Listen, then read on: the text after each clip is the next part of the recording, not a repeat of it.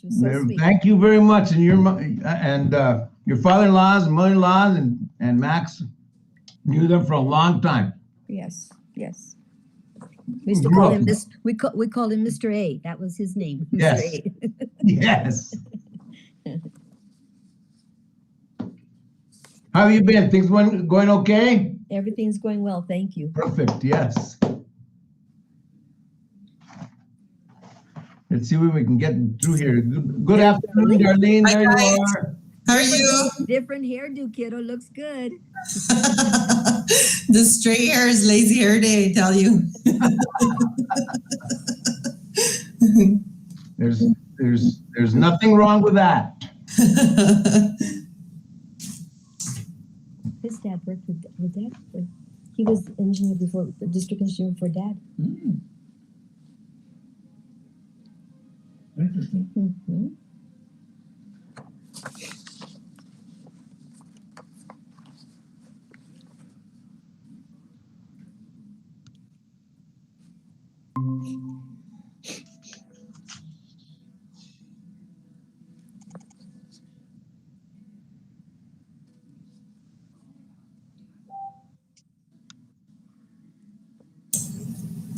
Hi, Lee. You're muted.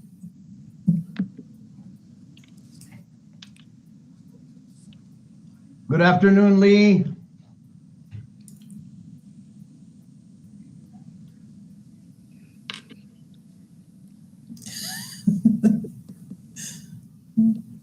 You're muted, Sorry Lee. about that. There you Got a lot go. of windows open. There you are. Good afternoon, everyone. Good afternoon, Lee. My nose does not stop running. That was three slices of the meat, but it's very tender, huh?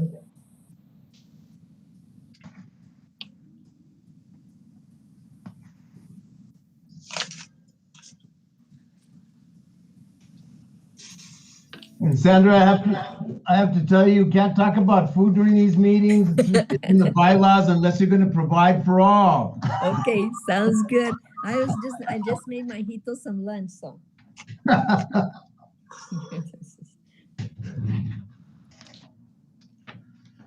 Find a place to put this stuff. Okay.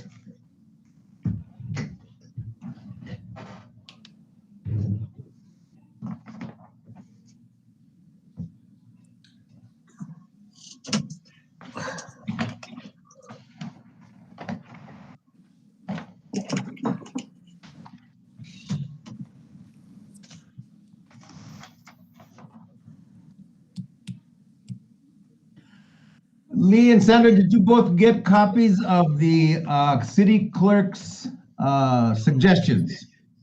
Yes. Okay, Yes. look those over. We'll go over those when we get to that section, but they're very concise. She did a very good job. Yes, I would like the opportunity to review them against state law. No, that's fine. We're way ahead of that. I mean, that's a couple weeks down the road, I think, by the time we get to those. But I'm very pleased with her work. And she had asked if we still wanted her to appear, at a meeting. I said, yes, by all means, please. Christine, good afternoon. Hi, Christine. Hello, everybody. We missed you last time, Christine. Oh, sorry, I had a family issue going on. Had to babysit some kids that my granddaughter got sick, so Oh, no. I had to go and pick them up. Well, I know I've got my grandbaby here, so when she wakes up, I have to go. Priorities. And there were 4 of them, Oh, and my they goodness. go from 2 years old to 5. So Oh, wow. Oh, bundle of joy. and they're my great grandchildren. Whoa. Hey, I've got a lot of them out of 2 girls. You're too young to be a great grandmother. Oh, I wish. I've got, let's see, I think I have 13 grandchildren and 7 great Oh my goodness, Christine. Wow. out of 2 girls. You must have a beautiful Christmas time with those kids. Oh, believe me, yeah. Sure do. That's the fun part. Yes. Yeah, they told me that's what you get for us being military. They didn't get to keep their friends for too long. So they were going to make up for it. Okay, then we got Greg. Hello, can you hear me? Hello, Greg. Hi, Greg. How's everyone? Fine, thank you. Good. Thank you. I think we were gonna be missing Matt today, if I remember correctly. That's true. So at this point, we would have a quorum. And Matt had informed us that he would not be here for today's meeting, so I'll call this meeting to order. It is 1:31 p.m. Thank you all for attending again today. I think we've been doing some good work and we'll proceed. Darlene, can you call the roll, please, of the members present? Yes, sir. Commission Chair Apodaca, I'm here. Commission Vice Chair Salazar, Here, Commissioner Martinez, Commissioner Ludi, Present. Commissioner Einer, Present. and Commissioner Madrid. Present. Very good. We do have a quorum. Let's move on to the approval of the agenda. Darlene has done a great job as usual, as she always does, in providing us with the agenda today in the form.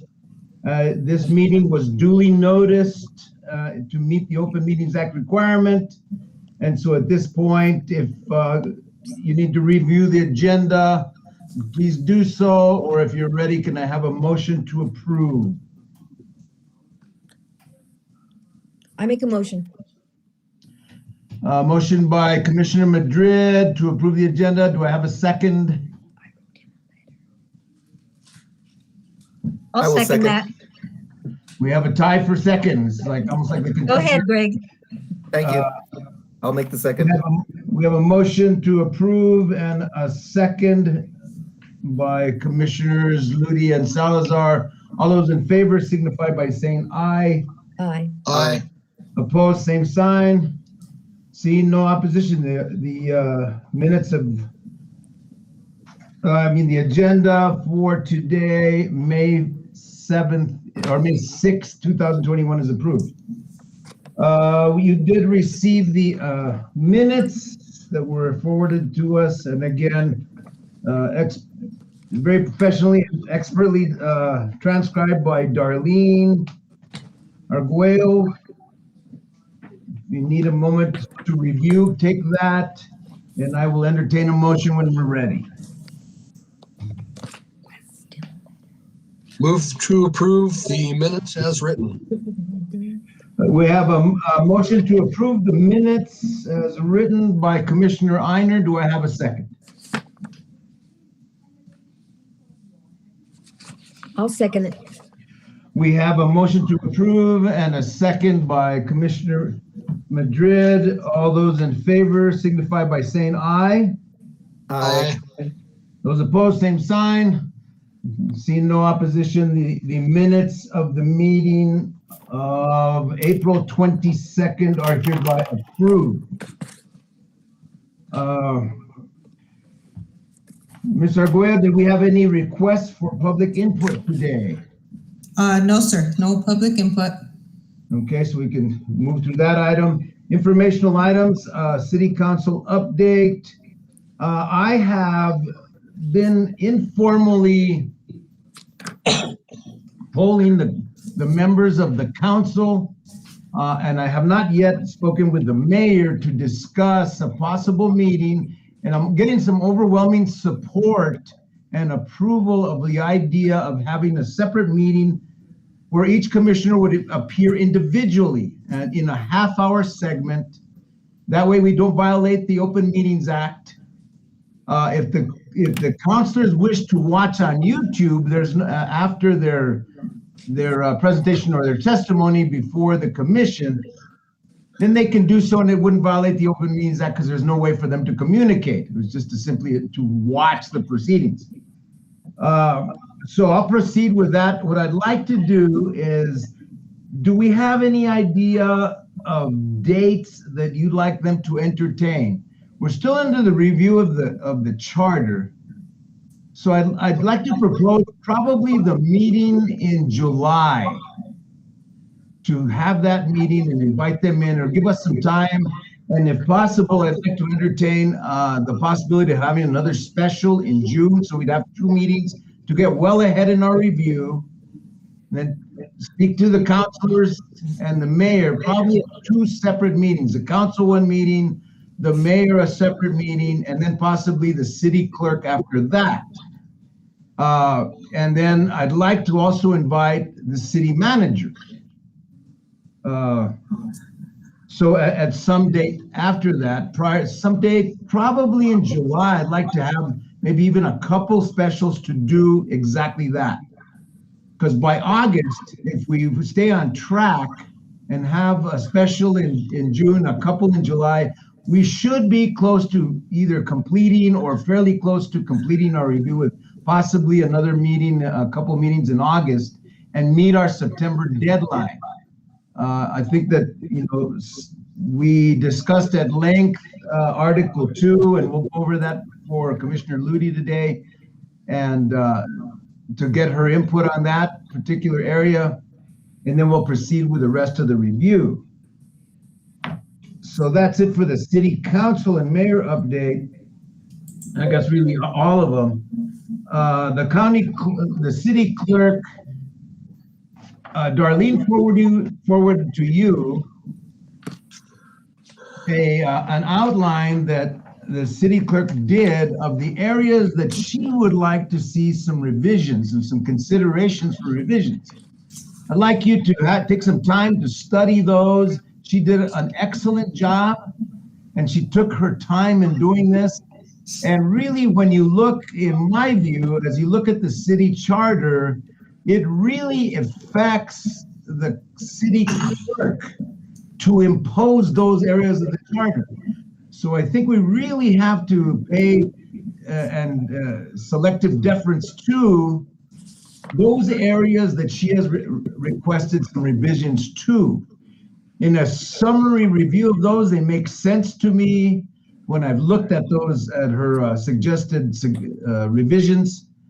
But we'll take those on. They're in section 8, so we have a while to go before we get there. So it'll provide you ample opportunity to review them and review the current charter and come back with some questions for the city clerk when she appears before us. Again, I'd like to thank her for doing that. And Darlene, if you could express our thanks to the city clerk, I would appreciate it. And from myself and from the commission, if you're all in agreement, she did a good job. The city manager update, I've spoken with Dr. Taylor and he had some suggestions for some areas for us to provide some definition. When we get to those sections, I can allude to them a little bit more. They were basically, I guess to give you an overview of what we talked about, were the duties, further refining and definition for the duties of the city manager and the chain of command when it comes to him taking direction. Those aren't difficult, but they're going to take some careful thought on our part. And that's why I'd like to talk to the city manager, in depth when he appears before us so that he can explain to you what he's seen as problematic within his area.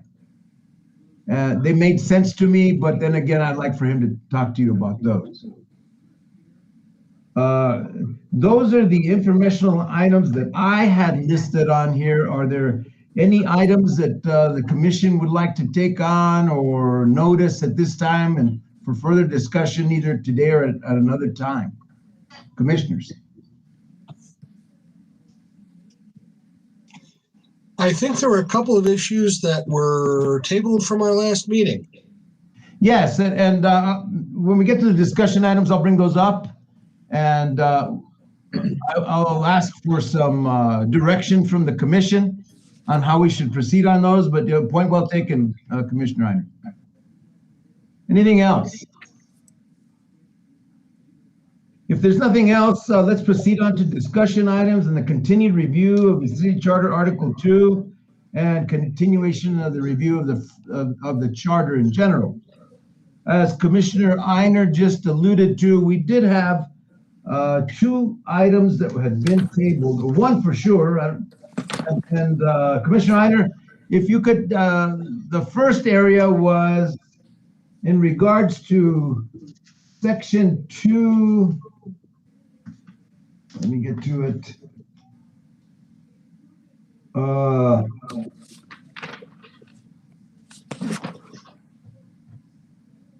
I'm trying to remember the exact section. Section 2, Section 203, qualification and election of counselors, is the first area that appears as to the number of counselors. And specifically, Commissioner Salazar had asked to table a vote on this until Commissioner Ludi was here and we could get her input. And correct me if I'm wrong here. So we had a pretty good discussion regarding what led up to a suggestion of a revision to increase the number of counselors from 4 to 8. We had discussed several, or a couple different options, a 5-member council, a 7-member council, discussed the mathematics, having to deal with the fact that the mayor, previous mayors had used that number in order to divide the council and in order to have the deciding vote on almost every issue. And in 2 preceding mayors, they did it on every issue. Right. Which really represents that if we divided it up into executive, judicial, and legislative branches of government, it meant that the executive branch was basically usurping the power of the legislature. Right. So in order to limit that, and I think that Commissioner Martinez, who was a former mayor, had some good insight and said that his term of mayor, he only had 2 votes.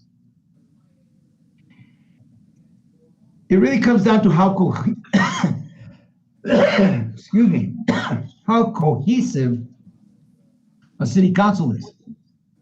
If you have general agreement among the councilors, that's going to really limit the mayor from having a vote. And that's the way it should be. But so we looked at the math and then the effects on the city as far as budget, and we talked about money, we talked about votes and the mathematics and tiebreakers, and we came to the conclusion that 8 was the optimal number. Return to the original number of councilors, 2 per each ward. I had suggested a 5th councilor, which would have meant the establishment of another ward, and that had some problems in that we're going to redistrict. We'd have to revisit redistricting, that type of thing, to establish another ward in case we didn't meet with the redistricting timelines. So I think that 8 would be a more seamless transition into simply adding another counselor from existing districts. And of course, in the discussions, we talked about the probability of there being a tie in 8. It's not impossible, but almost improbable. Right. So we have decided to table that vote. So in order to do that, we have 2 things to consider. One is we're still missing a commissioner today. We do know that Commissioner Martinez was in favor of that, since he seconded the motion. And then it was subsequently tabled by a motion by Commissioner Salazar to afford Commissioner Ludi a chance to express her concerns or agree or disagree with that, and I thought that was very admirable. So we have two ways to, or two options here. One is to have Commissioner Salazar bring forth back to the table the motion to approve that revision. Or two, we can continue to table it until we have a full commission. Those are the two options. I'd like you to discuss that. Commissioner Salazar, you had your hand up. Yes, as you mentioned, Commissioner Martinez originally had made the original motion to amend section 2.01B. And Commissioner Einer, according to our minutes here, seconded the motion. And so I believe that if we wish to move on this, I think we can, because we all understand where Commissioner Martinez was coming from. You know, I think he was in agreement with that, but I'll leave that up to everyone to see if we want to move forward with that or just keep it tabled till we have a full commission present. And if I can go ahead and chime in on this, and I solely agree with everyone. You know, I sit on the board of 5, and normally, and this is where you come in, and even though this is where you come in and work cohesively together, even though that sometimes you may not agree, but you do it for the betterment of whoever you're serving, and that you sometimes have to give a little to take a little. And you know, when you're on the board of 5, there's been times that it's been hairy. There is no question about that. But for a city that has, you know, a lot of that has had a lot of problems for the most part, 8, 12 years already. I think going back to the 8 is sensible, because it gives every district 2 says in what goes on in their ward, you know, and it gives them that power to say, you know what, I agree with you, Counselor such and such, but I don't agree on this one. And that's where you don't have the ties, or that you have the mayor coming in to make that final decision, which makes it pretty good. I think it ran. I don't know what the finances look like, so I'm not sure if it's something that is going to have problems trying to get through. If someone can, have we even looked at the finances or anything on that? Commissioner Ludi, not that I'm aware of, we had some discussion as to the impact on the budget. So we're talking basically $40,000 a year more. So it's not, in consideration of the city budget, it's not that great of an amount. So I think with that, we should be able to, the city should be able to afford the $40,000 extra without having it to negatively impact areas of the city. And we did discuss this. I'm sorry. Go ahead.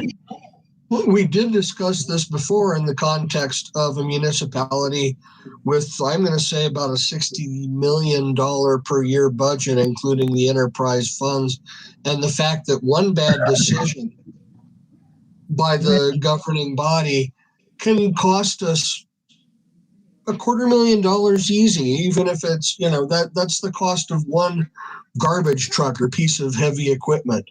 So when we look at it in context, investing an additional $40,000 a year for better government, it really makes a lot of sense. It does. It does. So I'm with everyone. If going back to 8 is going to help our city succeed, in all the areas that before have been a problem, then I think that's good. I think we need to look at that.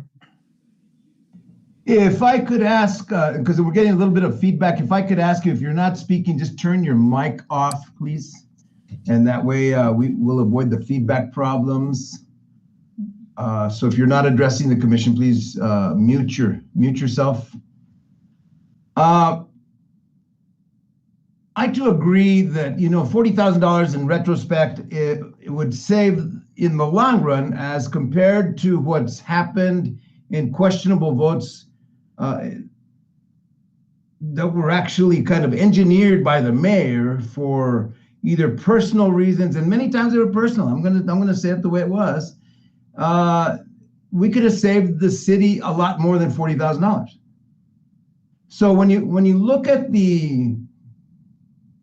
and take positives and negatives and do a critical analysis, $40,000 is a trifle when compared to the overall impact on community development, community moving forward, community safety, health, and welfare. Now, one of the other added benefits, and this comes from my experience as being a lobbyist, I remember when Las Vegas had 8 councilors, it was like having 8 lobbyists. So they were able to go to the legislature and lobby independently with one goal of having a project passing. And they were very, very successful at getting a lot of funding because they had in effect, 8 built-in lobbyists. The question really that came before the council and the community to change the original charter from 8 to 4 had to deal with compensation. And that's because the council wanted a raise. As I said in our last meeting, that comes in at a separate section of the charter, within this article, and section 2.06 compensation. Now there's ways in that, by utilizing that section, that we could control compensation. Or they could do it by ordinance. So there's a couple ways that they can control that to avoid that question of, oh, you're getting paid too much. If the citizenry says you're getting paid too much, the council can self-regulate, or we could do it within the charter. But those areas are affordable to either the council or to this particular body. So if we wanted to visit that in order to ensure it, we could do it then. But getting back to the number of councilors, and let me find the exact again here.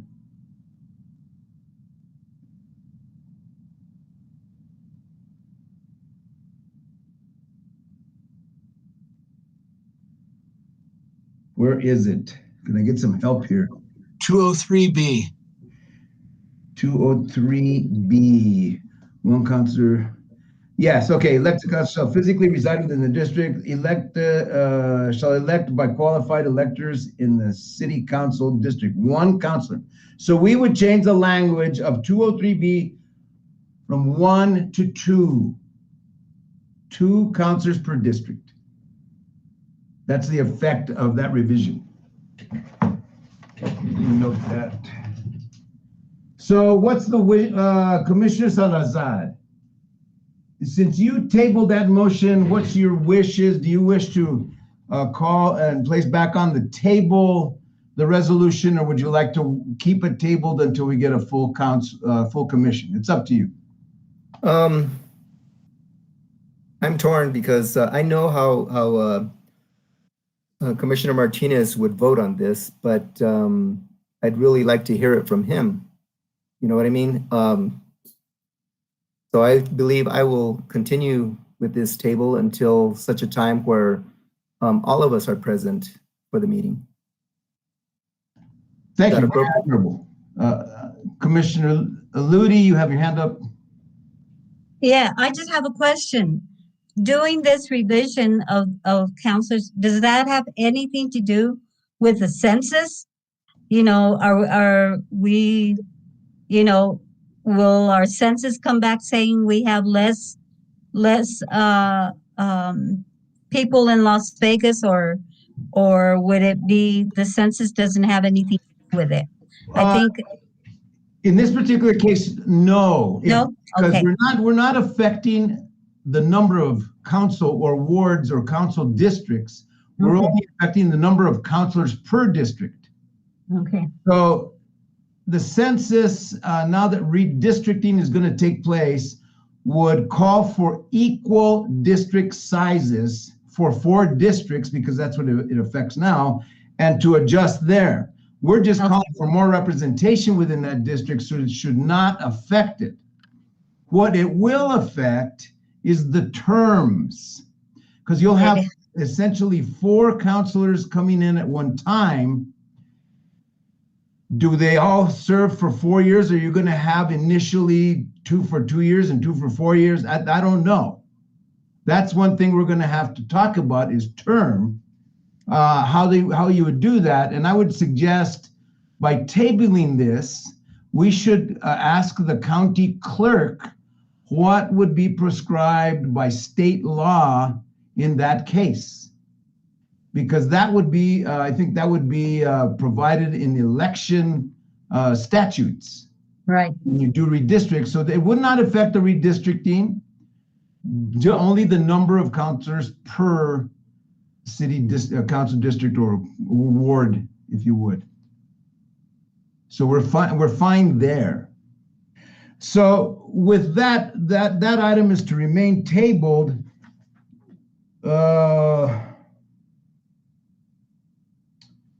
I think then we'll proceed on with the other discussion. What was the other item that had been tabled? Trying to find it here. I don't recall. If I can get some help on that.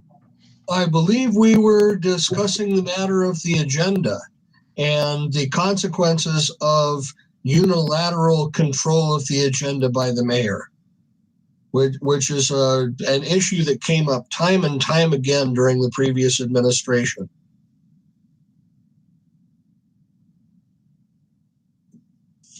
Because we have, in looking at the section, specifically continuing on with section 2.07, we have a establishment of a quorum and voting, but we don't see any agenda items within this particular section. It's not in 208 in ordinances.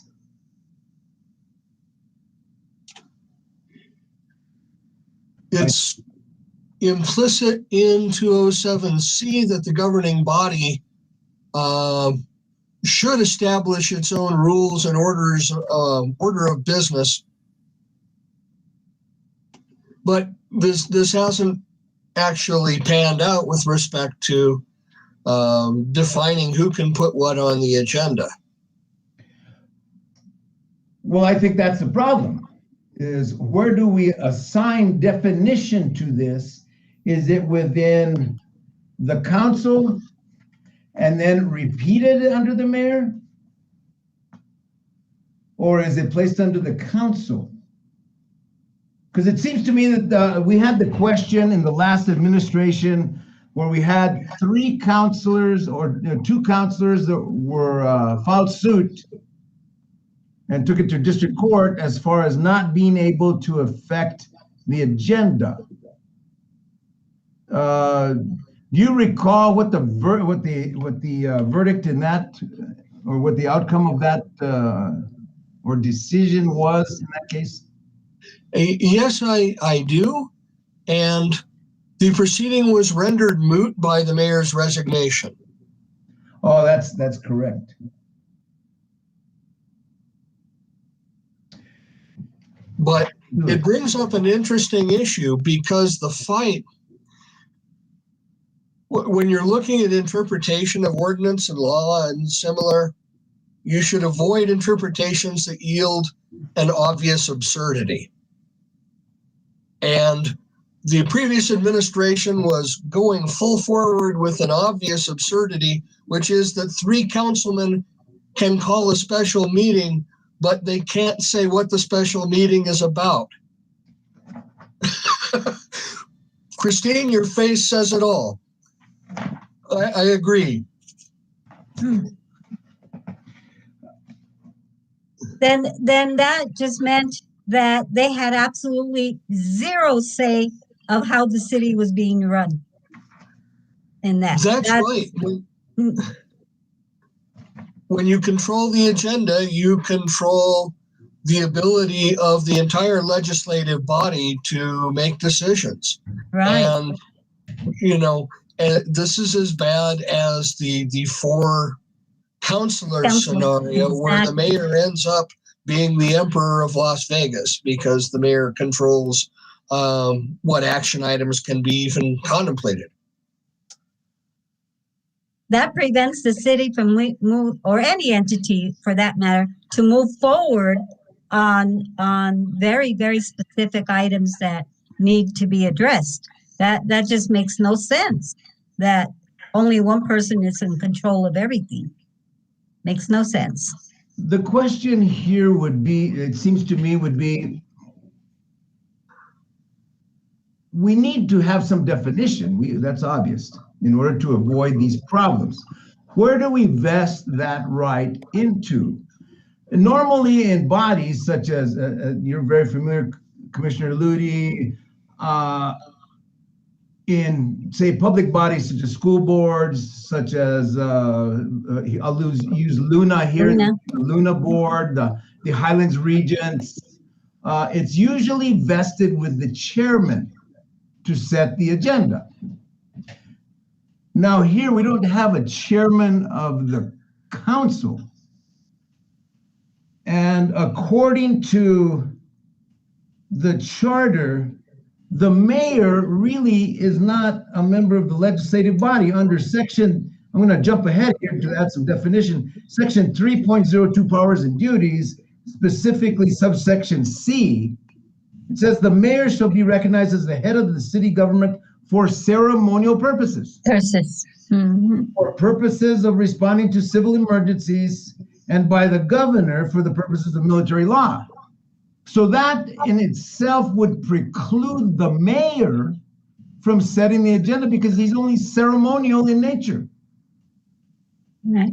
Now, if we had a different kind of government where it was a city council with a presiding member, say for example, Albuquerque City Council, where you have a president of the council that sets the agenda with input from the council, so that every councilor would get a chance to get an agenda item in. But we don't have that. And perhaps with the imposition of 8, we could go to that would mean that we would have to define within section 2 an order and ordering a president of the council. Well, isn't that where you have your mayor pro tem should be able to be the person? Well, the mayor pro tem in this case, as defined in section 3.03, he's elected from its membership as a mayor pro tem to assume the role of mayor during temporary absences or disability of the mayor. So then that would be as for ceremonial purposes. If you take that and couple that with section 3.02 in the powers of mayor. During service in the absence of the mayor pro tem will retain his voting rights as a councilor. So he has voting rights as a councilor, but there's no, other than ceremonial purposes, there's nothing there. So how do we define the agenda as being set by one body or one legislative body, one governmental body, whether, if we take, for example, executive, legislative, and judicial, obviously the judicial would not set the agenda. And we set up a fight because it's not defined in here as to who has the power. Now, it really goes to that section C and ceremonial purposes. Does a person having ceremonial rights have the right to set the agenda? I know that we have a policy that any board member can, we have a policy that states that any board member can place an item on the agenda. If for any reason that the superintendent or the board chair don't want it on the agenda, they have to give you a reason before and give you an explanation. Either they're waiting for something or they don't have any dialogue on it, something. But normally any board member can put anything on the agenda, you know. So I don't know.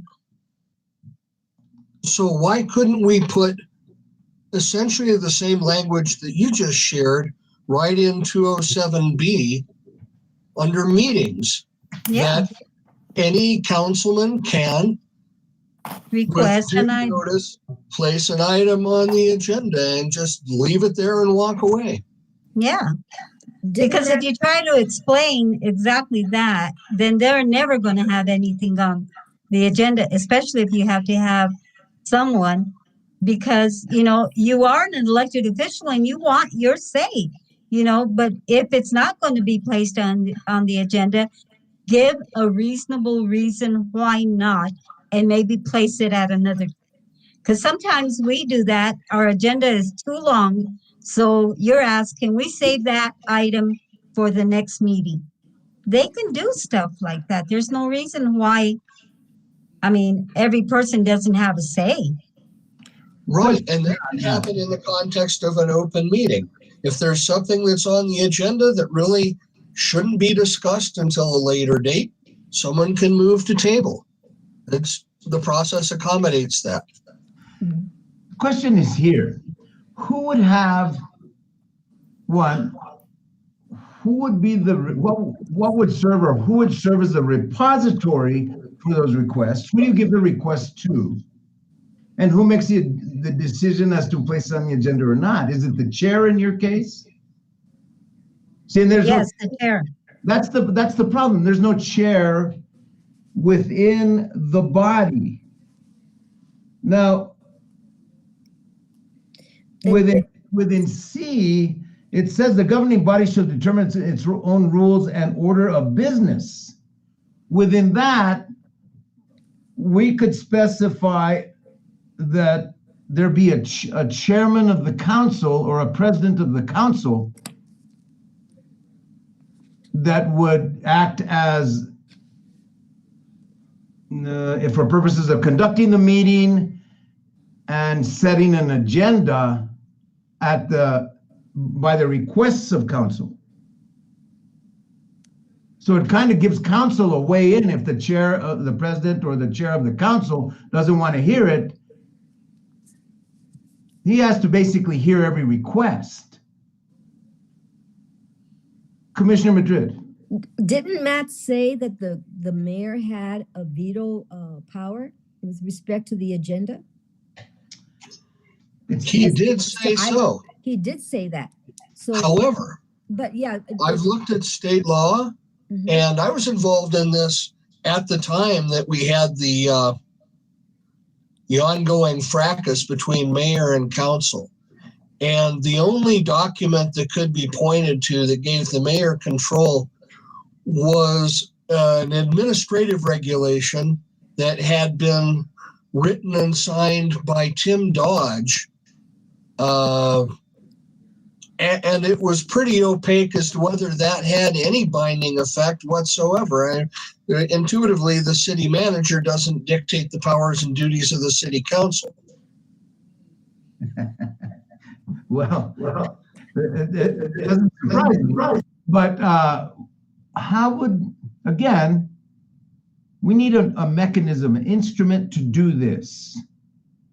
And it seems to me that it would fall under the rules and minutes, not necessarily under meetings, but the rules and minutes. The governing body shall determine its own rules and order of business And in order of business, that alludes to agenda, because the order of business would be your agenda. But it lacks definition there as to what the order of business is. Order of business such as agendas would add definition, so it rests with the council. But then there's the question of who would have the authority to formulate an agenda and implement an agenda. With 4 councilors, you could have a quagmire. I do. And then the mayor would then, or the city manager would move in to break up that impasse. With 8, it's highly unlikely. And also you may want to share the wealth with regards to being a chairperson. Maybe, alternate council members who can be the chair for a certain amount of time so that everybody feels respected and listened to and has a part of, the meetings. Perhaps adding the order of business, comma, such as agendas and other meetings, period. And then in there specify that the council should elect from its body a president who shall serve for a 1-year term in order to formulate agendas and formulate agenda items at the request of each councilor. If I may, it is important that there be a central point of contact for agenda items. We've found that when that is one elected official with a political axe to grind, it becomes problematic. I would propose that the city clerk be the central repository for agenda items, and that she would disseminate the agenda as a clerical duty with no dog in the fight. I'm sorry, I was called away. I think that's something too that, when we have our meeting with counselors and get their point of view as far as how they would like their agendas conducted. And it's only a suggestion. It's not, it's not saying that that's how it's going to be, but their input, they're the ones that are going to be running those meetings. They're the ones that are going to be in charge of whatever is on the agenda and be accountable for whatever items that are going to be discussed. So I'm thinking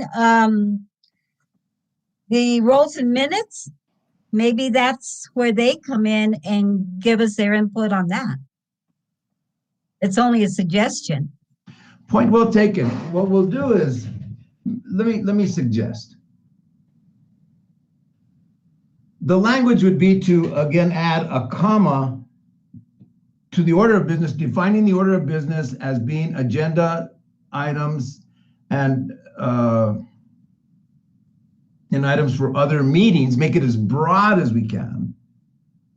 And then follow it by, as I'm looking at this, followed by another sentence that would define some person who would act as the president or the chairman, whatever they want to say, president of the council, and his or her job would be to accept recommendations for agenda items by councilors. What I was proposing when you took your call was that there needs to be a central repository for agenda items. There needs to be a central point of contact, but we don't need to reinvent the wheel. And maybe the best way to depoliticize that is to put that in the lap of the city clerk. That not being a political position, or at least ideally, it should never be a political position. Now here's, I like that idea. Play the devil's advocate. I'm a city councilor and I have 10 agenda items. Greg is a city councilor, has 10 agenda items. You could table as you mentioned, but you're gonna have a laundry list of stuff. Can we say, That's where you come in and you itemize and you say, this is our agenda. You can go from A to M, from A to Z. And then say, after we reach that point, they'll have to be put on the next agenda. can we put in there and define it like the city clerk in consultation with councilors? Because that would give her the ability to kind of defray, if you will, Yeah. some of those items. And then when we get to the section on duties of the city clerk, we could add that in as preparation of the agenda with and in consultation with city council. That works. I like that.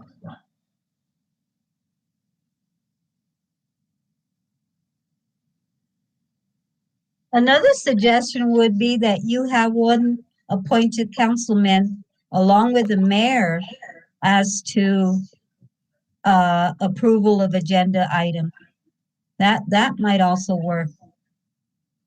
You know, let's say that the city clerk decides, hey, I don't want that duty.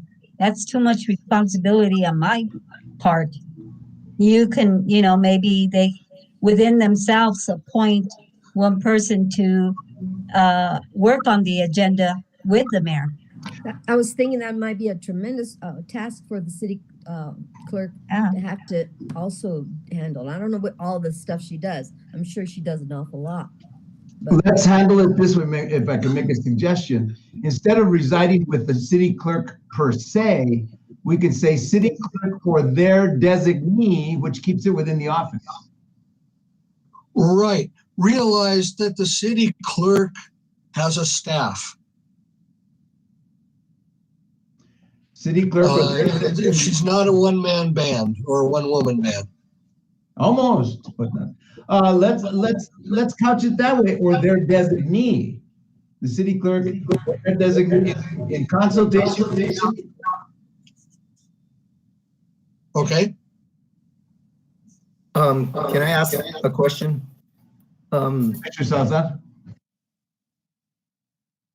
I believe in our Open Meetings Act training, they did cover agendas.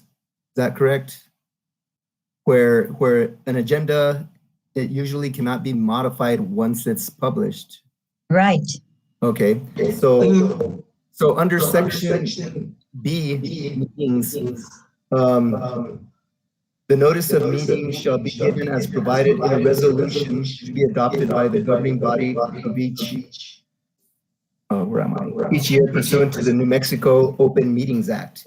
If we can just say notice of meetings and agenda, that might just clear everything up, but it still doesn't take care of the how to put things on the agenda. But see, if they're responsible for providing a resolution to do this, they could enter this language in their resolution when they discuss this. Lee, can you mute your microphone so we don't have feedback? I can mute it, but I do have some input. Okay, you ready? Is that off? Yeah, just something to think about. So you actually can amend an agenda. What the constraint is, you can't do it if for example, if it's on the website and you have 72 hours, right? Well, at hour 48, you can't go and upload a new agenda. You can't modify what's already there. If you have 72 hours and you're a week out, there's nothing to stop you from publishing an amended agenda.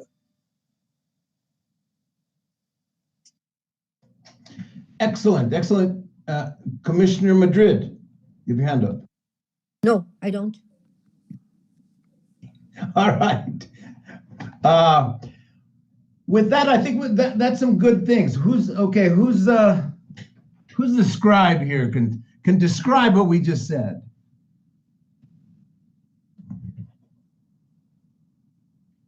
So under section, I'll give it a shot. Under section C, Yes. the governing body shall determine its own rules and order of business and shall cause order of business, comma, such as meeting agendas and other meetings, period. Or comma, and shall cause minutes to be kept of the proceedings. So and then period. So the governing body shall determine its own rules and order of business, comma, such as agendas and other meetings, comma, and shall cause minutes to be kept of its proceedings. That's one. Under B,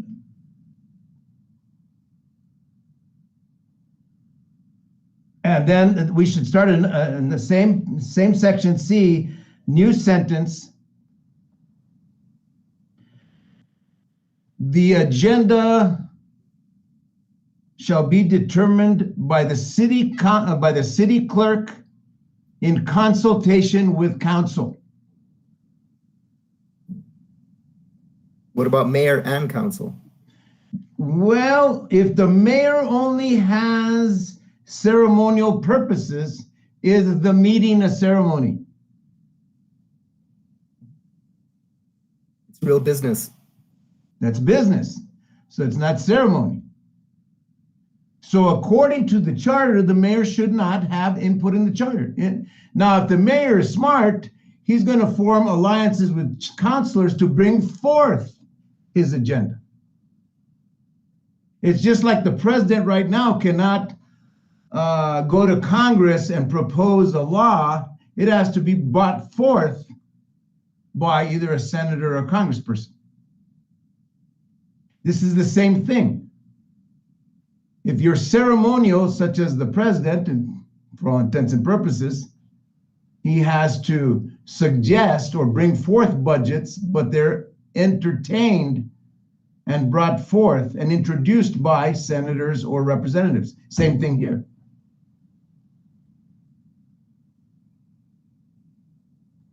That effectively solves a big problem in two different ways. So we've defined the number of councilors as being 8, and we've defined who sets the agenda. Further discussion. Would it be of benefit to explicitly state that any councilman may cause to be placed on the agenda with X number of days notice an agenda item? Kind of unwieldy in that we're stating in consultation with council as a whole, or individual councilors. I think it's implied that any councilor can bring forth an agenda item. So the city clerk would have to consult with individual councilors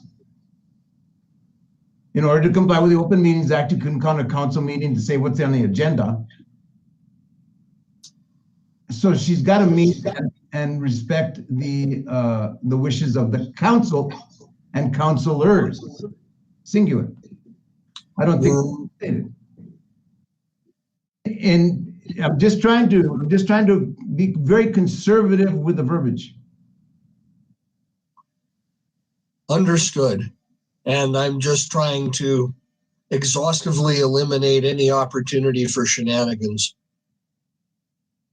We all live for loopholes. But I think that's pretty concise. I think it allows room for input. It doesn't put a stranglehold on any particular councilor or a council district or even the mayor from attempting to inject a question into the agenda. And Darlene, did you get that? It was basically one sentence in C. I'll have to go back and put it down word for word. That's fine. I think it'll be reflected in the tape. But once again, it would be the governing body shall determine its own rules and order of business, comma, with, and I want to entertain these words, with respect to agendas and other meetings, comma, and shall cause minutes to be kept of its proceedings, period. The next sentence would be the city clerk shall, there's where I need some wordsmithing. The city clerk shall be caused to produce the agenda in consultation with the city council, period. Any Okay, questions on that? I have If a I question can about say- the mayor. I have a question. We don't, yeah, to me, Commissioner Madrid, and then Commissioner Ludi. I just have a question about the mayor. Where are we putting him as far as his, I don't know, his stature, his importance? I don't know. Does he realize he's only ceremonial, is that ingrained in their brains? Well, it's ingrained in the charter. But how many read it? I mean, but Well, really, I would certainly hope they would. I know, I would too. But it bothers me. Maybe, I don't know, some verbiage or something to, we're not just throwing him to the side. He is important to the meetings and such. I don't know. I just felt like maybe something needs to be said about the mayor, and maybe you need to put in there again. His role is ceremonial. It's not, I don't know. Let me look here. See, it is defined within the charter in Article 3, Section 3.02B, number 1, preside at the meetings of the governing body. So he still presides over the city council, but that doesn't give him the authority to set the agenda. That's set by council. That's set by the city clerk in consultation with the council. And that defines and gets over that hump of who sets the agenda, because it's not been defined. This adds definition to it, and it really gives the council the ability to set the agenda. And really, the city clerk is, the way we've worded it, is in charge of transcribing the agenda. And in consultation with, then she can counselors, you have a lot of items on here. Perhaps you want to pare it down for this meeting to 5, and I'm sure if you had a good city clerk, they would be able to do that. It gives the city clerk not power, but advisory power. And the mayor still is presiding over the meeting. And as such, he has the ability to form coalitions or groups or a power base to get his agenda through. It's just that he can't or she can't usurp the power of the legislative body. So they still have, as defined by within the charter, the ability to move forward their agenda. They just have to be smart about doing it.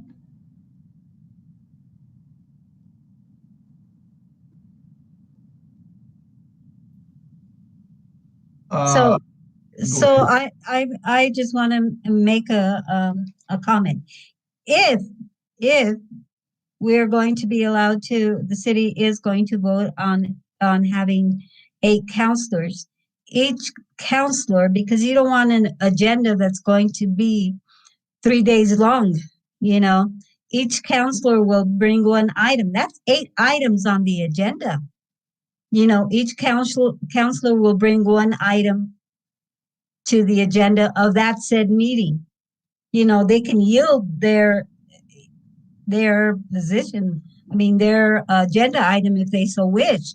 But those are 8 items. That's a pretty long agenda, among other reports from directors and, you know, what have you, but at least they'll be allowed to have one. That way, the city clerk doesn't have to say, well, can you cut down your items? You know, because you're asking for too many. If they have one item per meeting, then that's 8 items that they're going to have. Here's what smart councils do, because if you have a lot of items, and in most councils, they have a lot of members. Smart councils say this, let's look at the city of Albuquerque, not necessarily being the smartest in the bunch, but we'll use them as an example. They have a work session and a legislative session. So they get through those, because every counselor there, they have 12 counselors. Imagine that if every counselor had one, you have 12 items plus your normal everyday reports and messages from the mayor and whatnot.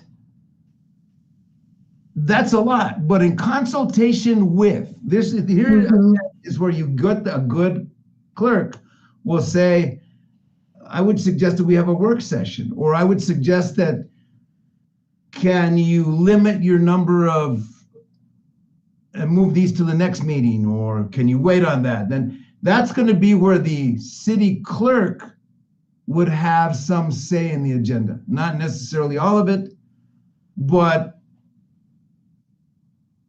an ability to influence the agenda by controlling the items. Not necessarily acting as a deleter of ideas, but somebody who's going to convene meetings to do that. And that's where you get work sessions and those types of meetings that would be suggested by the city clerk. She's going to have to transcribe all this stuff. It's not to her benefit to have 50 items either. So then if you have a strong clerk, they would work to limit the agenda or perhaps add a work session. And that's the way it should be done. Most bodies don't utilize work sessions. And we did up until the current administration, actually. Now we have 2 regular council meetings a month. Used to be a work session and a council meeting per month. But I would also add this. Take a look at how often members of the city council have actually brought legislative items before the council. I would actually like to see a larger volume. It would indicate engagement, but that's just me. Well, by the simple virtue of doubling the commissioners, you should have double the number of items. If it worked as it's supposed to, we would have items that would benefit each district, or you'd have maybe legislation brought that would benefit a ward by both councils, a joint effort. You may have an item that benefits 2 districts. You have a collaboration. What the 8, and then having an outside office really implement an agenda, you really call for more collaborative effort amongst councilmen. I don't think you're going to see, and maybe I'll be proven wrong if this is implemented. I don't envision having a laundry list of stuff coming from a lot of people. It just depends on the engagement level of each counselor. If you have counselors that are more engaged, you're going to have more legislation from those particular counselors. If I were on there, I'd make myself the president of the local bank. That might not work, though. Discussion. So how would one go about putting just the regular business of the city on the agenda? Would that have to come from a councilman, or how would that work? You're on mute. You're on mute. Francisco, you're on mute. I didn't hear myself. So if in that case, those regular items would would be a regular portion of the agenda that's set by the city clerk. Just be a carrying on. Now, as far as other items to be introduced by councilors, that's where it's done in consultation with the body. So I don't see them dropping, oh, we don't need to approve the agenda anymore. I think those type of things. I don't think we need department reports. Of course you do. Those things would be pro forma type of agenda items.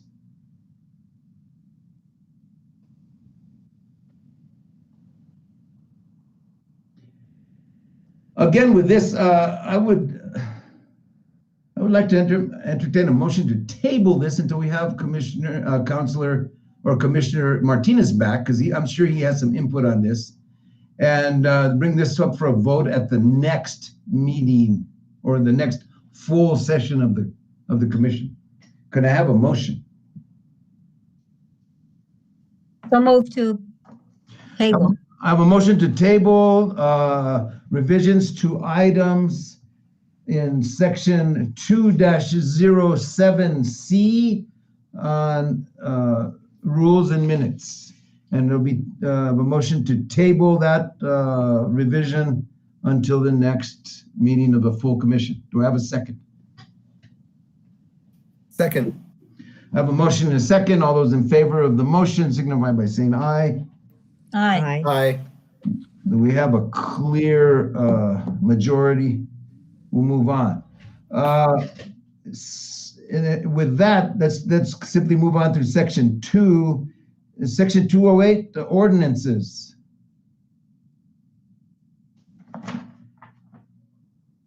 Are there any ulcers there? I did not see anything that particularly caught my eye as needing revision within section 2.08.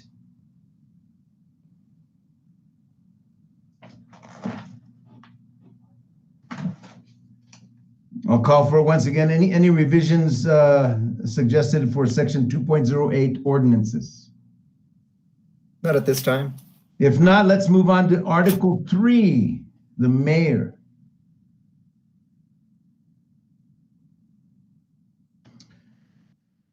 And again, with revisions to section 2 that we've proposed, that have been tabled, that should address most of the items that had been questioned or called to question by previous administrations. And then it sets and it establishes within the current charter those powers and duties of the mayor.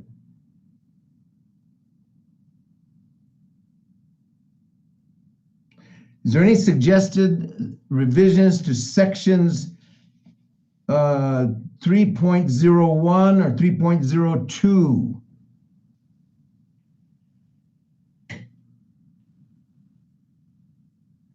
Yes, actually. Go ahead, Commissioner Reiner. The powers and duties include the power to remove, to appoint and remove the city attorney and the city clerk.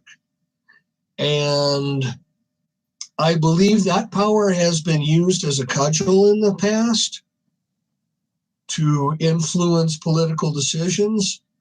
And I'll make this open-ended. How do we make those two positions able to fulfill their duties independent of political pressure? Good question. Suggestion, Commissioner. Are both positions hired by the mayor, or are both positions hired by the council? In the reading of let me read that. The powers and duties section 3.023, appoint and remove, subject to the approval of the council, the city manager, city attorney, city clerk, chief of police, and members of boards, commissions, and advisory committees, all as provided more specifically herein.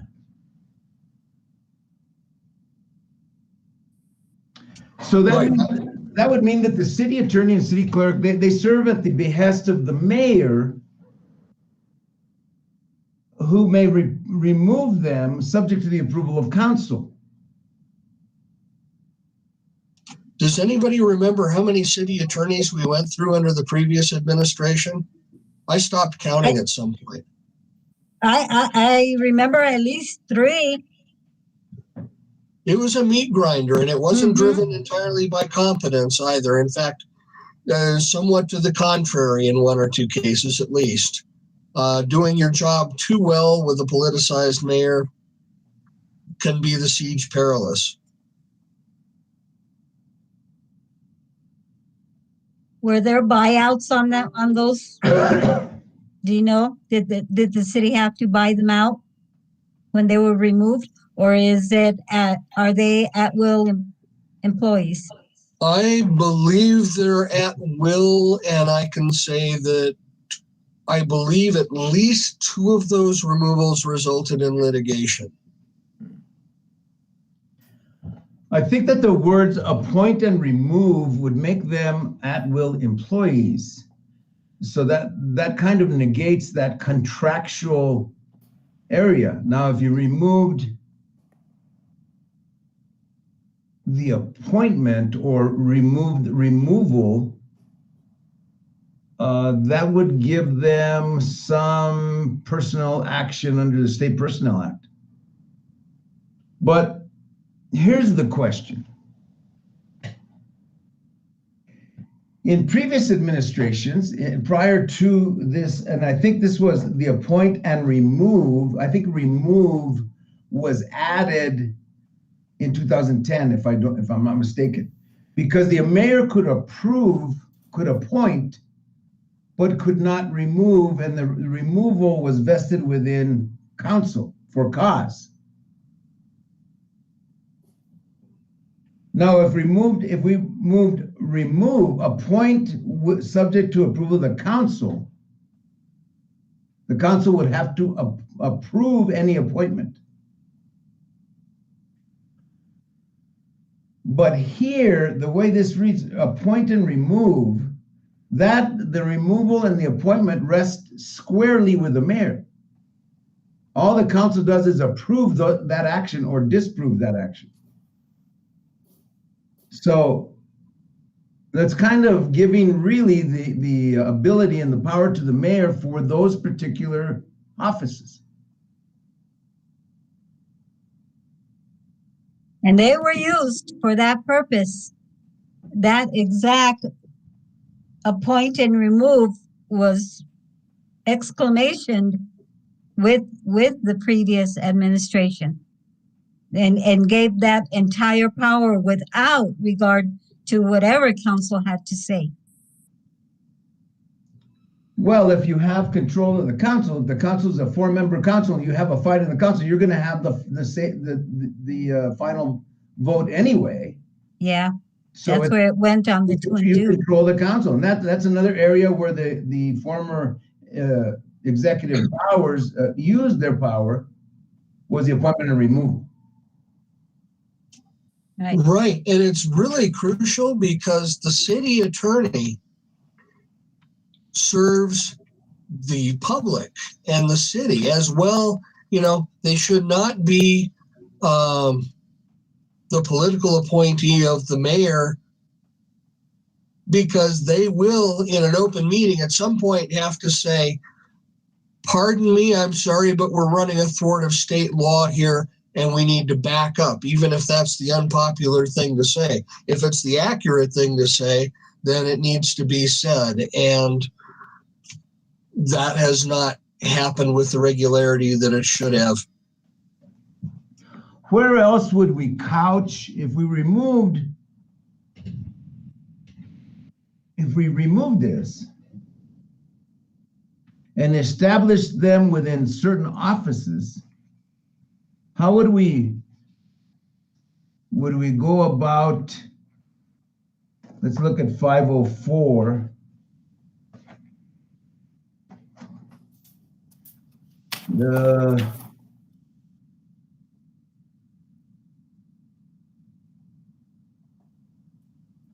The mayor shall appoint the city attorney subject to council approval.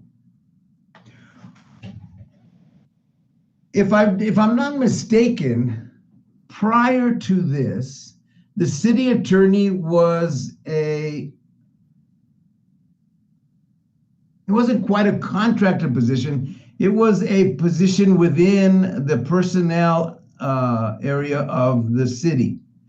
So they interviewed and then hired, and they had rights as city attorney. Then again, I remember that there was a contractual, at one time the city attorney was hired by contract. So they interviewed and they went out for RFP, a request for proposal, and they reviewed the proposals and hired attorney from there. Then that was changed to kind of a permanent position. And then it was changed again now to being at-will employees, at will of the city mayor of the city. So we've had kind of a tennis game with this. But Francisco, it clearly says that it's that the governing body shall enter into a contract with the city attorney, which shall establish, among other matters, compensation, benefits, duties, and responsibilities. That still says contract.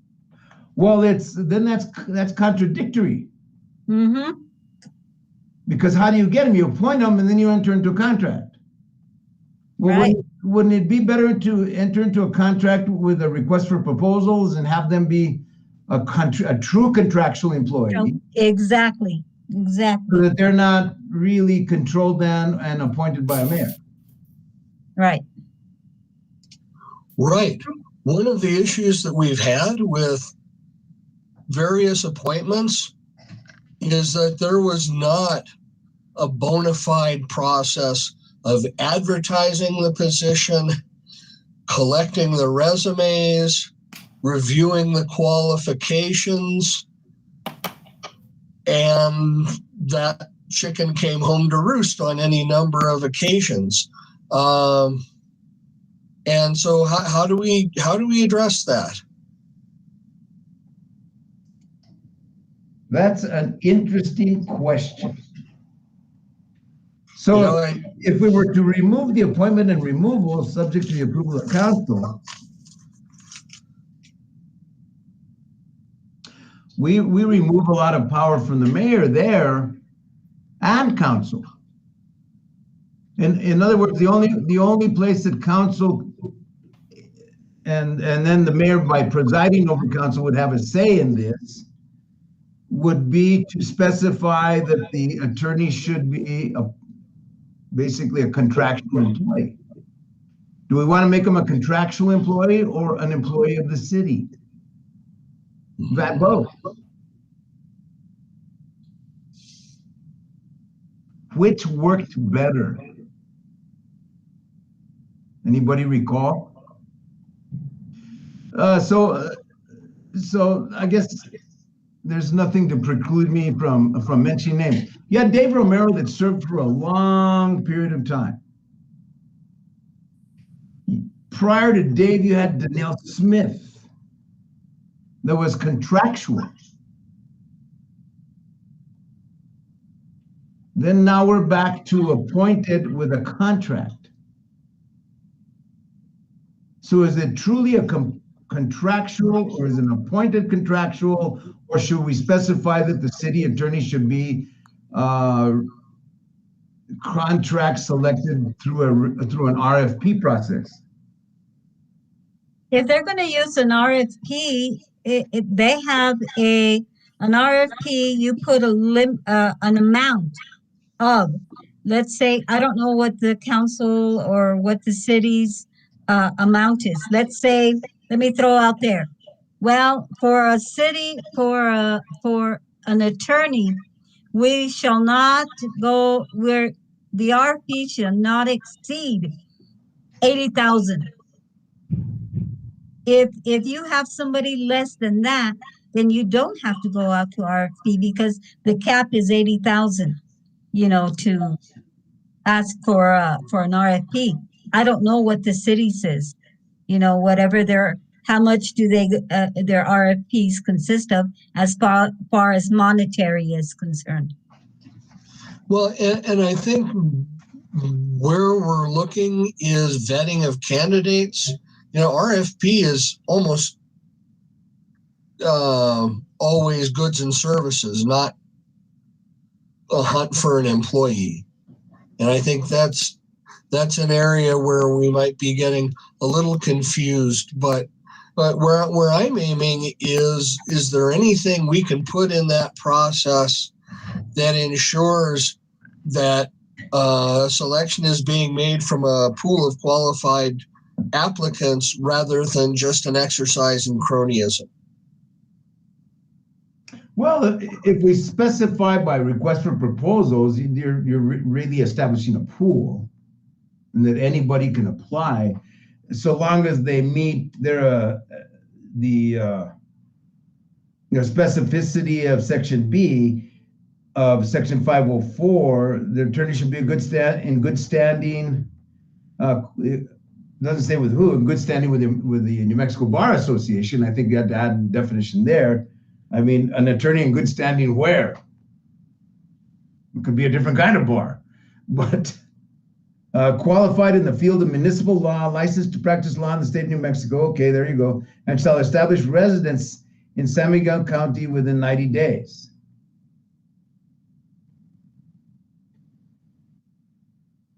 And then Section D, the governing body shall enter into a contract with the city attorney, which shall establish, among other matters, compensation, benefits, duties, and responsibilities.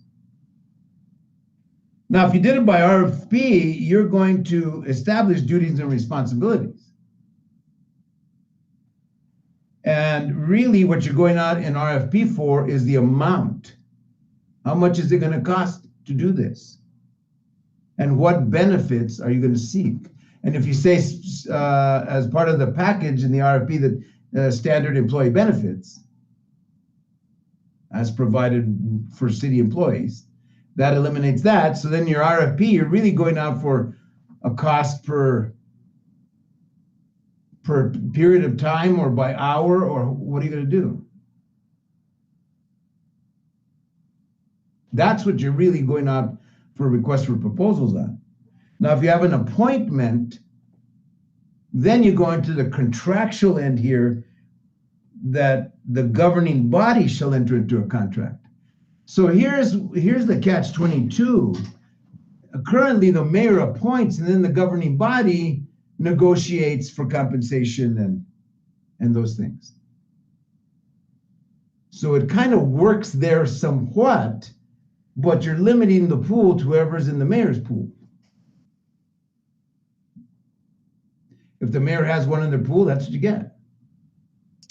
Exactly. And this was a topic of conversation on more than one occasion with the city council in the previous administration. I can remember Councillor Howell saying, can we please have actual resumes and applications to review so we have some idea of what we're selecting from amongst? And it never happened.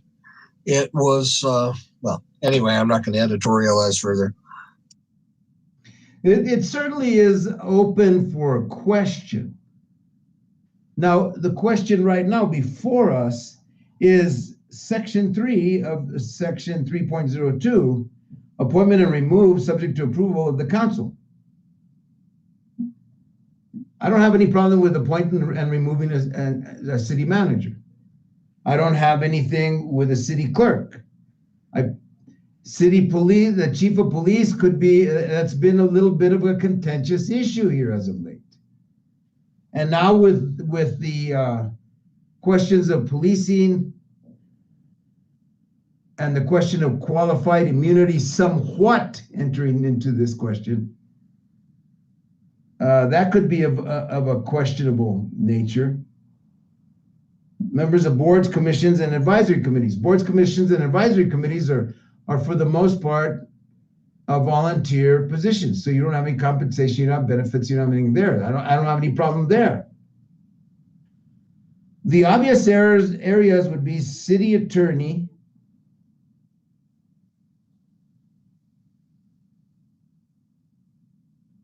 city clerk and city manager. Should we have the ability in the mayor to appoint and remove those persons?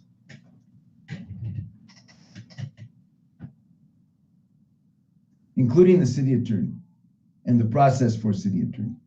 I think that's the question before us.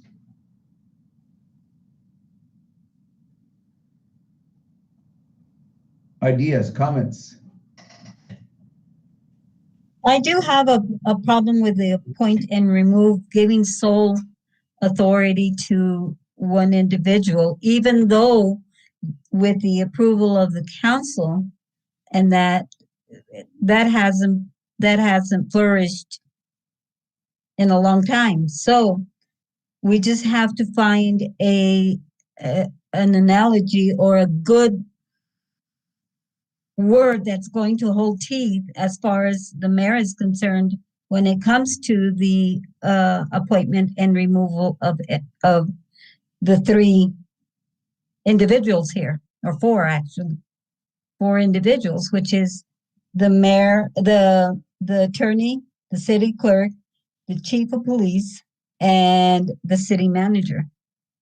You know, how can you protect not only them just because the mayor doesn't like that individual, and I'm not even sure what word I'm trying to put in there that's going to be beneficial to everybody, both mayor and council, because Should, that appointment and remove is kind of harsh.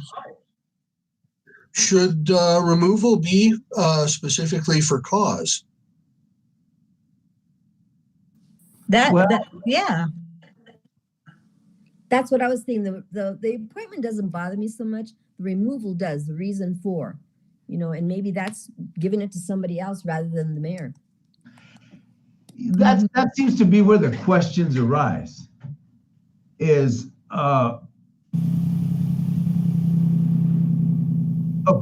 the appointment is still subject to the approval of council. So if council doesn't like someone, and we have 8 councilors, if we're successful in doing that, that shouldn't be a problem. If we don't like them, throw them out, bring us another name.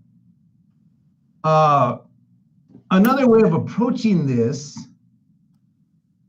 instead of appoint, we could have that the mayor shall bring forth the names of individuals to be considered for the position.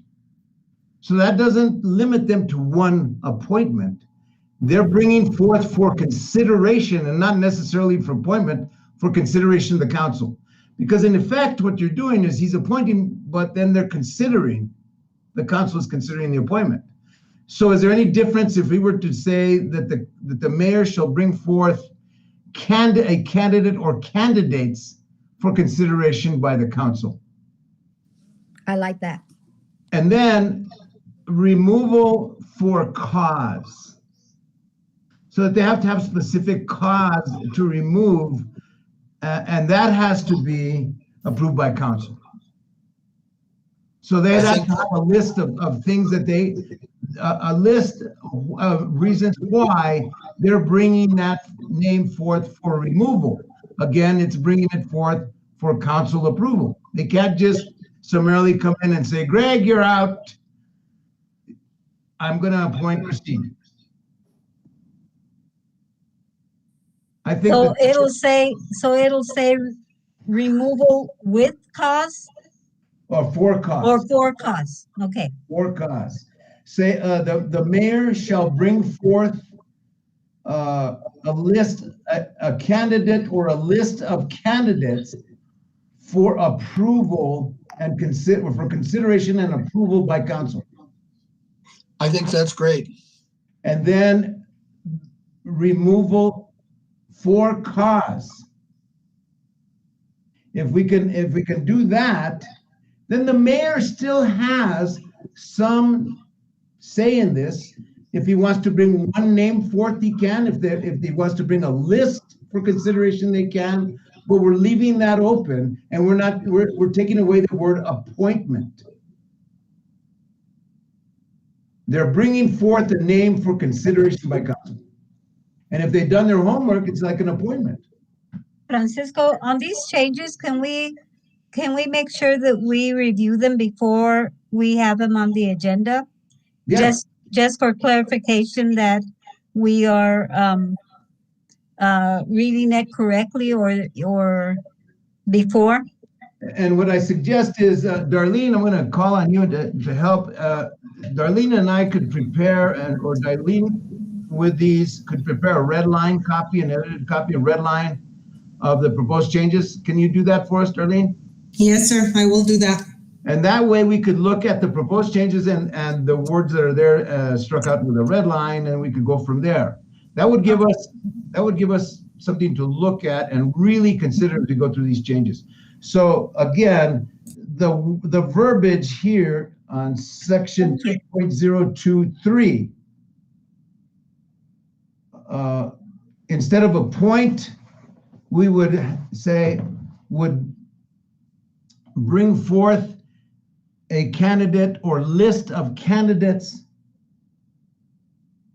and remove for cause, subject to the approval of the council. Does that cause any major heartburn here? Not at all. Sounds good.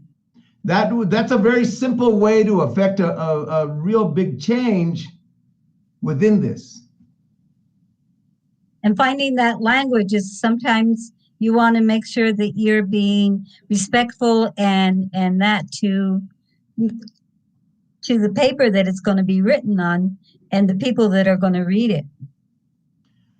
Well, it's a fairly simple change. It changes from the absolute power of appointment to consideration of. And it still gives the mayor that ability to bring forth that list of candidates who they want to be considered. And then they can't arbitrarily remove somebody without cause. Removal for cause is pretty specific. They have to really kind of screw up. They can't just have a personality conflict.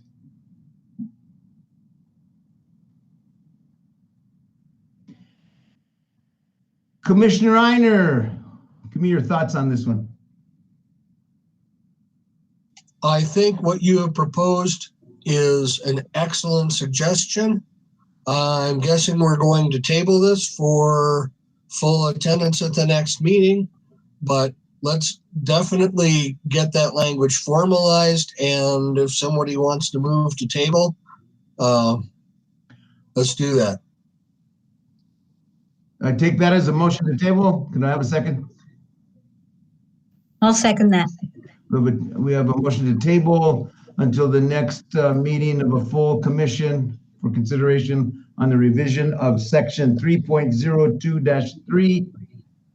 All those in favor signify by saying aye. Aye. Aye. Those opposed, motion carries. The motion is hereby tabled.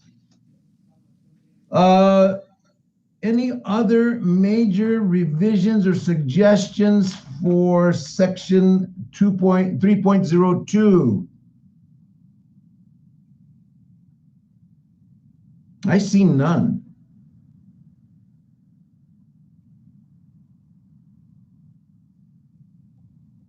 I agree. I think we're good. Call for it once more. Section 3.02. Do we see any other proposed revisions? If not, hearing none, we'll move on. Section 3.03, Mayor Pro Tem. I don't have any problems with that.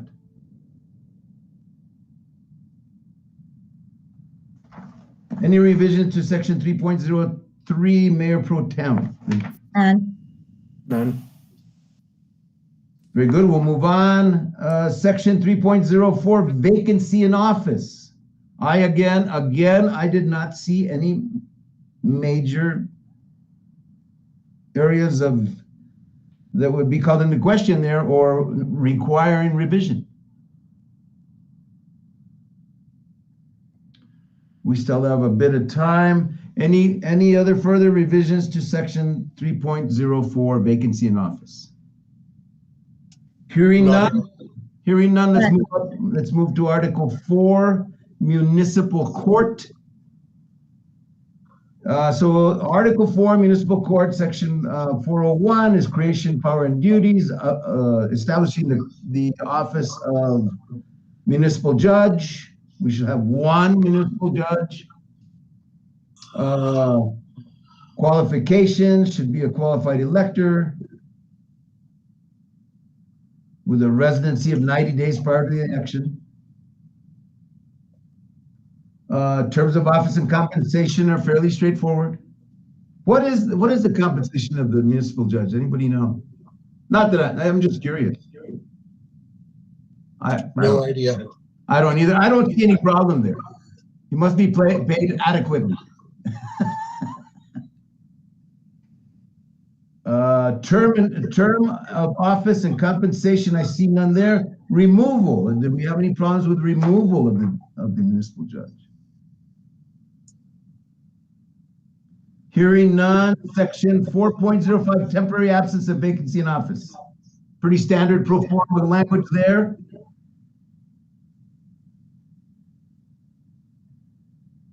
Hearing none, we have dispensed then with Article 4, Municipal Court. We'll move on to Article 5, Officers, Directors, and Employees. Section 501, City Manager, Appointment and General Provisions.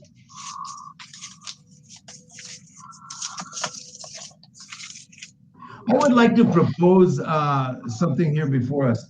Since we're going to hear from the Office of the City Manager and the City Clerk, and I hope the City Attorney, I hadn't added them in there.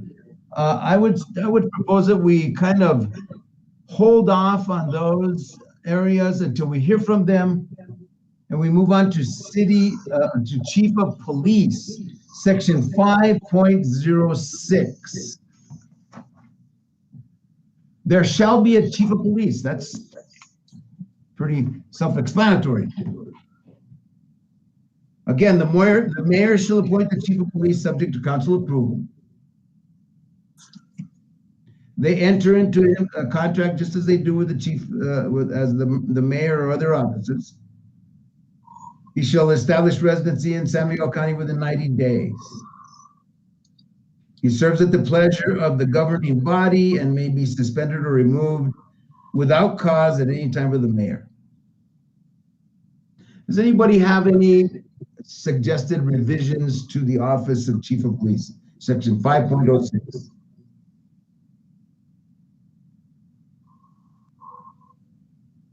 Any proposed revisions to Section 5.06, Chief of Police? Hearing none, we'll move on. I have a question that's been bothering me. So the public's health, safety, and welfare of the community is deemed to the Chief of Police for the police powers of the community. But what about the safety and welfare as applies to other areas of the city? And that namely to public safety. Why is there not an office of the fire chief? Why is there not an office of fire chief? We do have a fire chief. Yes, but he's not officially recognized by anyone.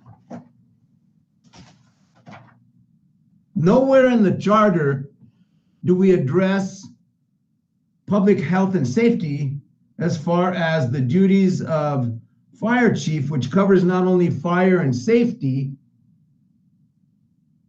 but the areas of emergency response. Why not? Are they leaving that up to the county? Because the county has the emergency, what do you call it? What is it called? The emergency Management. management. There you go. Do they leave it up to them? When I was county manager, it was a dual office, one with the city chief of emergency services and the county emergency services. It's been kind of left to just the county. I believe when Mr. Montoya moved from city to county, he said, I'll do that here. but there still leaves the jurisdictional issue between city and county for fire and rescue and Rescue. public safety. Mhm. So why is that not here?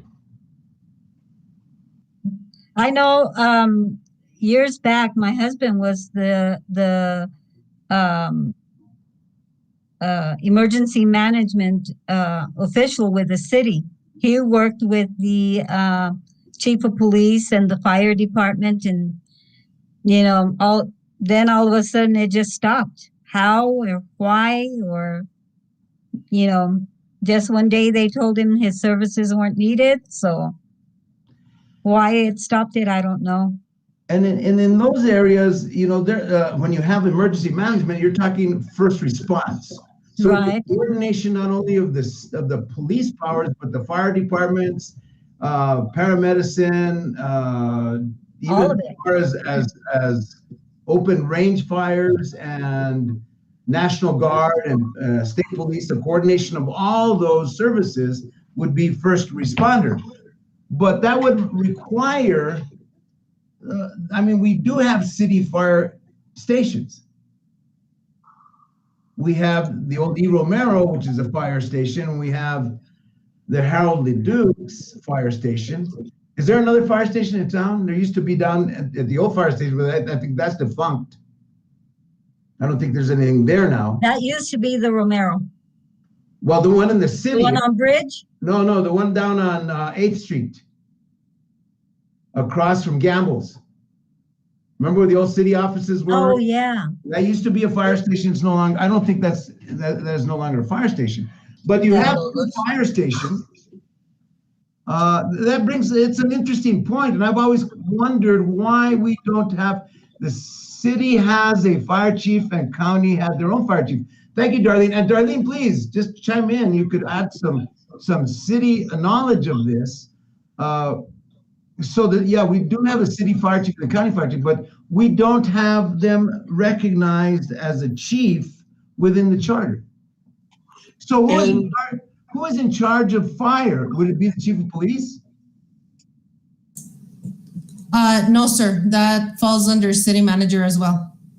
So the city manager is in effect the de facto chief of county fire or city fire chief.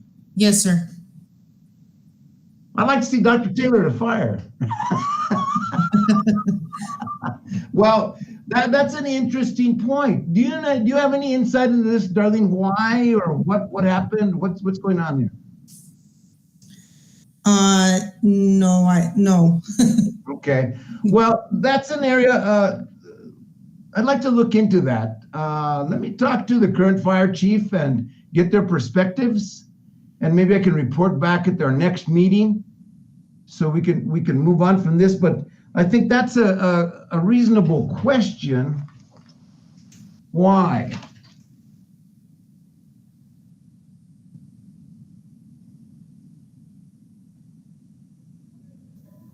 Let me contact the current city fire chief and have a conversation with him as to what their perspective is or why. And I've kind of always wondered, because most cities have a distinct fire chief and a city police chief acting in unison for the health, safety, and welfare of the community. And as it stands, the fire chief sort of serves as a director, as opposed to city clerk and city manager and city attorney and chief of police are all considered officers. But they have a distinct department within the city for the fire department. Yes. Huh, okay. Well, let me get some perspective on that and I'll report back next time. And I think, and I have to apologize that I know I've tasked myself with revising the bylaws and having that before you. And I think there was something else I had to do for you. I have my notes. I'll have to go through there. This is another one of the laundry list. And although it's no apology, I've had a few other duties here in the last couple of weeks that have kept me from doing that. And that we just appointed a president. Commissioner Salazar and I sat in on the Judicial Selection Committee, and we've been doing a few other things here. but I will have them for you by the next meeting. I promise. If not, you can remove me from office.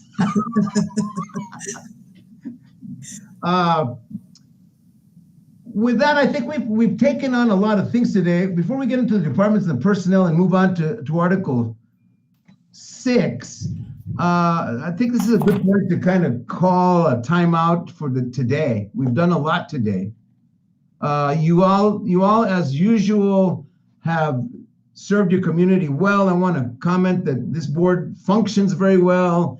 You do a lot of things, and we answer some hard questions, and we come up with some good answers.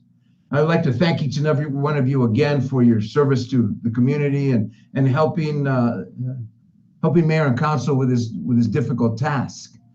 It's 3:16. I'd like to call it for an adjournment at this time. If I could have a motion for that before we move on. I think let's take a time out and go have a beer and relax. Sounds good. I move we adjourn. Do I have a second? Second. Would that be to Dick's or? Only if you're buying.